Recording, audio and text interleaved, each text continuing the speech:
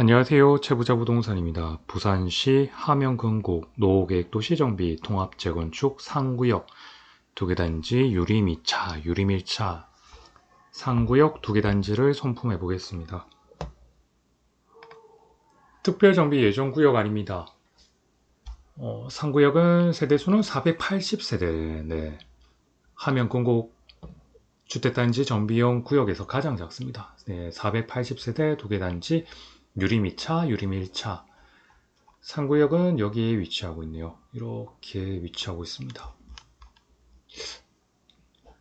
자, 우선 바로 카카오맵 보시죠. 네.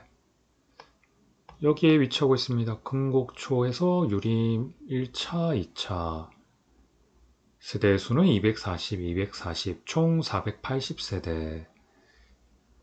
위치는 금곡역에 가깝고요. 학교는 금곡초, 중, 수련관 등 위치하고 있고 이쪽으로 가면 동원역도 이제 그렇게 멀지는 않습니다. 네. 이렇게 가까이 있고 V열도로 바로 보시죠. 네, 여기에 위치하고 있습니다. 이렇게.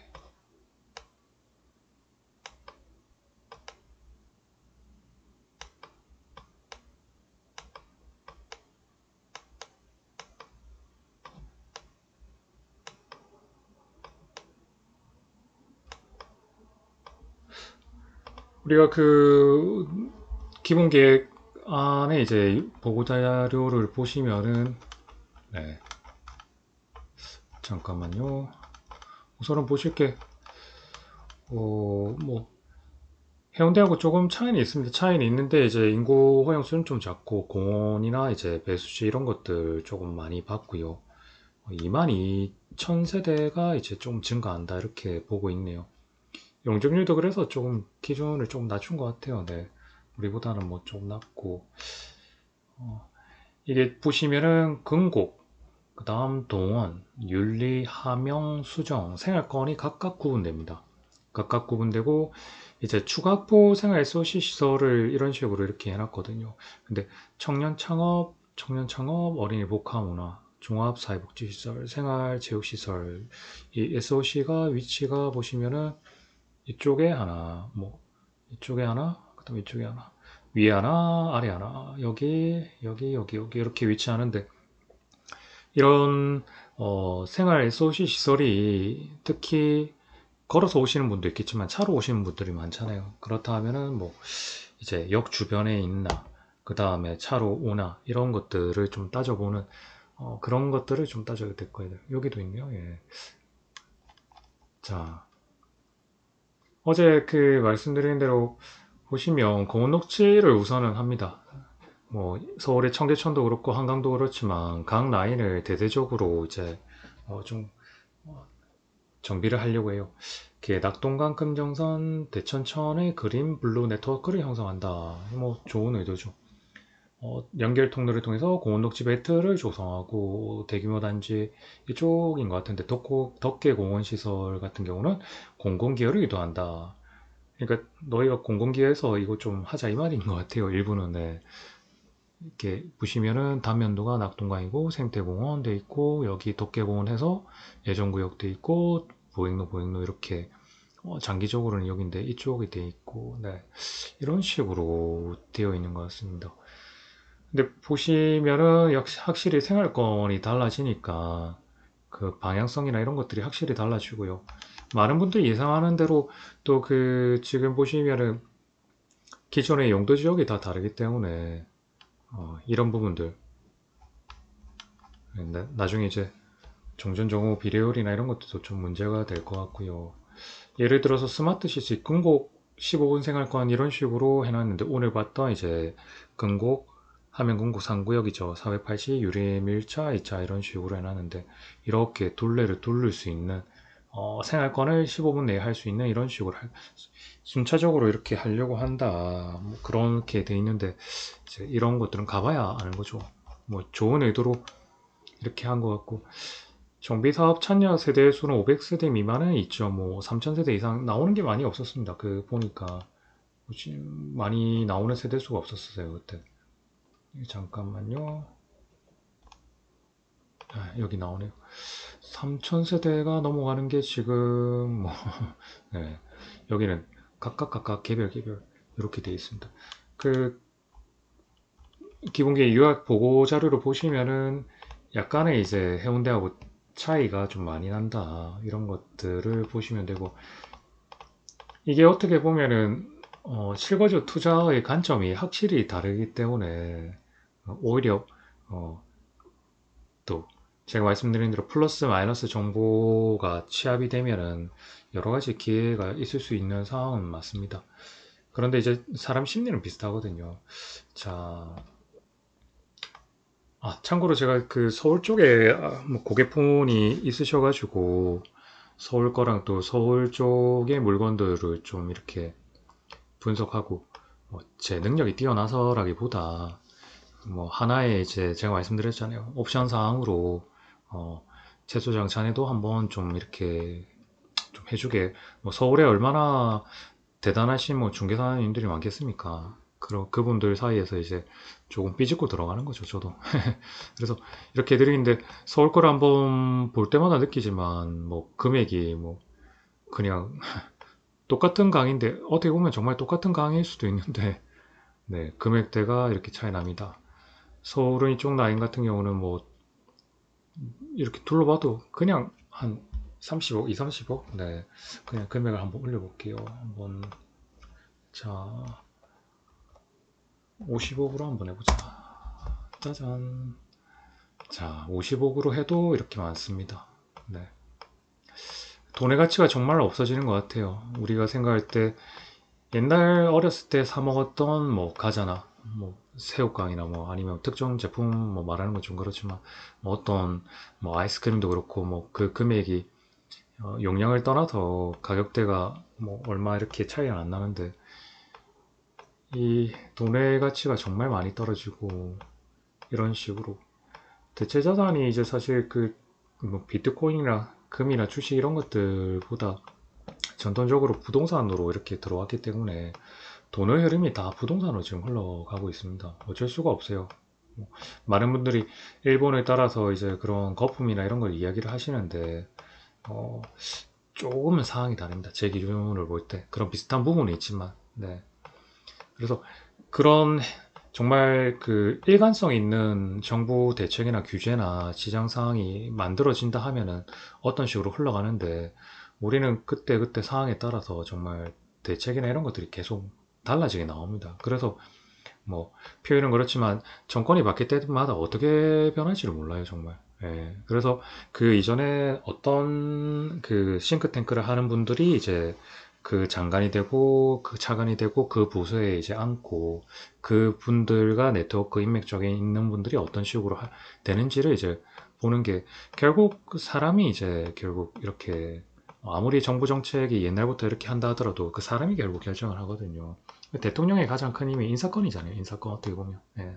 인사권이기 때문에 자, 한강은 이렇게 금액이 거의 뭐 이런 식으로 됩니다. 네. 참 200억. 네. 뭐 물론 이제 호가지만 뭐 몇백억 거래되는 것들 보면은 부산에 이런 금액이 있진 않죠. 뭐 좀 아쉬운 부분입니다. 자, 다시 낙동강으로 돌아왔습니다. 함영근곡에 지금 봤던 유림하고 그 유림 2차는 거래가 막 많이 되고 이러지는 않았더라고요. 그 말은 실제적으로 뭐 통합 재건축 관련해서 이런 부분보다는 실거주 위주로 조금씩 흘러가는 것 같고요. 네. 정말 다크호스처럼 그 해운대 쪽의 이제 다크호스처럼 세대수가 적다 하더라도 어떤 특정 부분이 될 수 있으면 모르는데 거기에 대한 이제 기대감이 조금 떨어진다고 볼 수도 있겠죠. 그게 뭐 100%는 아닌데 그런 심리가 이제 들어갑니다. 근데 어떻게 될지 몰라요. 또 다 사람이 아닌 일이기 때문에. 자, 제가 뭐 그런 식으로 보고 한 번씩 지금 나중에 말씀드리겠지만 한 번 더 하겠지만 그 저희가 보면은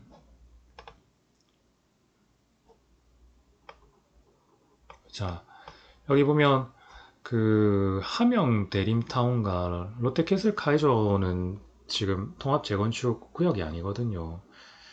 자, 이런 구역들이 이제 되었을 때 특히 이쪽의 이제 어, 뭐 1000세대, 2000세대 미만에서 이제 거의 2000 이상 올라가는 세대들이 이제 나왔을 때 여기에 집값은 어떻게 될까?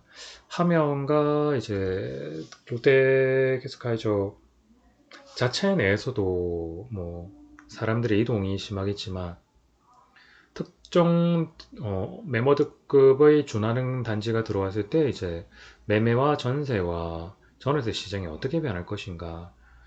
결국에는 우리가 생각할 때 도토리 키재기라는 말이 뭐 좋은 뜻으로 쓰일 수도 있고 나쁜 뜻으로도 쓰일 수 있는데, 그러니까 뭐 그 기준이 정말 뭐 매매 금액으로 친다 하면은 뭐 3억대, 5억대, 7억대 이런 것들이 어떻게 이렇게 도토리 키재기가 되느냐, 그 박스권에 있는 금액대가 어떻게 형성되느냐, 이게 생각보다 중요합니다. 왜냐면 그게 이제 수요 공급 심리거든요.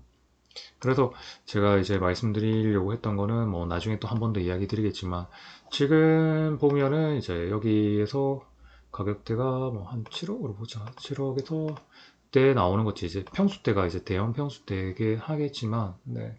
보통은 대형 평수대 한 3분의 2 정도의 가격이 이제 30평대라고 보면 되거든요. 4, 50평대. 뭐, 그 정도 원래 평균치를 보는 겁니다. 물론 이제 다른 특정 이제 요건이 있으면 이제 대형 평수대가 가격이 훅 올라가겠죠. 뭐 고층이나 아니면 오션뷰가 나오거나 아니면 뭐 어떤 특정 라인이 있으면.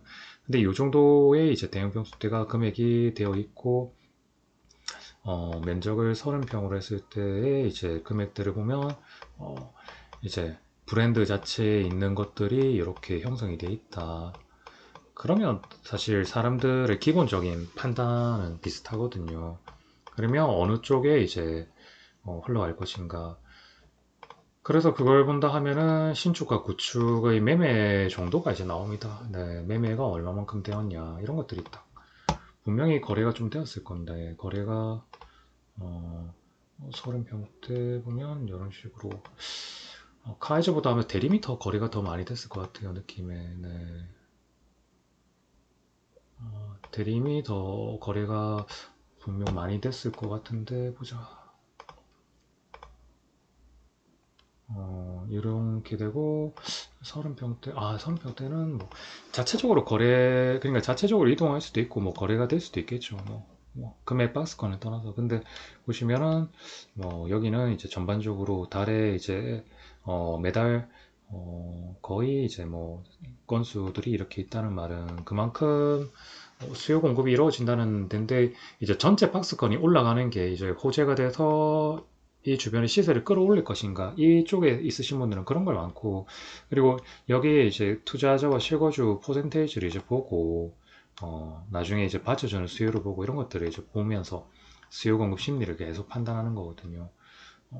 그런 걸 이제 보시면 되고, 이건 나중에 한 번 더 설명드리겠습니다.